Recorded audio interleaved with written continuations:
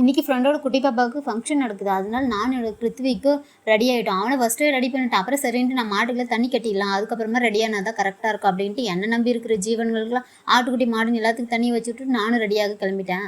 நானும் தலை செய்விருந்த நேராக வடிவை எடுத்து குங்குமத்தை நல்லா நெத்தியில் அப்பிட்டு பட்டையை போட்டுக்கோ. என் ஃப்ரெண்டு பாருங்கள் எவ்வளோ அழகாக ஹேர் ஸ்டைல் பண்ணிவிட்டு. இந்த ஹேர் ஸ்டைல் சொந்தக்காரி என்னோட தோழிங்க. இந்த ப்ளவுஸ் ஸ்டிச்சிங் சொந்தக்காரி நான் தாங்க இவ்வளோ அழகாக ப்ளவுஸ் ஸ்டிச்சிங் பண்ணேன். ஒரு வழியாக ஃபங்க்ஷன் வீட்டுக்கு போயிட்டு வந்து நம்ம பழைய கெட்டப்புக்கே மாறியாச்சுங்க. டக்குன்னு ஆட்டுக்குட்டிக்கெல்லாம் பில்லை பிடிங்கிட்டு வந்து கட்டிட்டு மாட்டுக்கு பிள்ளை இருக்குது கிளம்பியாச்சு. நானும் அறுக்கிற பில்லு சேர்ந்த மாதிரியே தெரியல.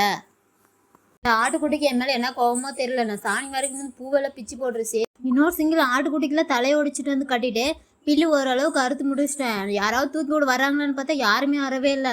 தனக்கையே தனக்கு ஊதி நானும் டக்குன்னு பிள்ளையெல்லாம் தூக்கிட்டு என்னடா இவ்வளோ கஷ்டப்பட்டு பிள்ளை தூக்குறே, கேமராமேன் யாருன்னு கேட்பீங்க. கேமராமேன் பார்த்துக்கோங்க, இவங்க தான். கைனிக்கு போனால் இப்படி தான் ஃபோனை வச்சுட்டு வீடியோ எடுப்பேன். பிள்ளை ஒரு வழியாக தூக்கிட்டு வீட்டுக்கு வந்துட்டேன். எவ்வளோ கஷ்டப்பட்டு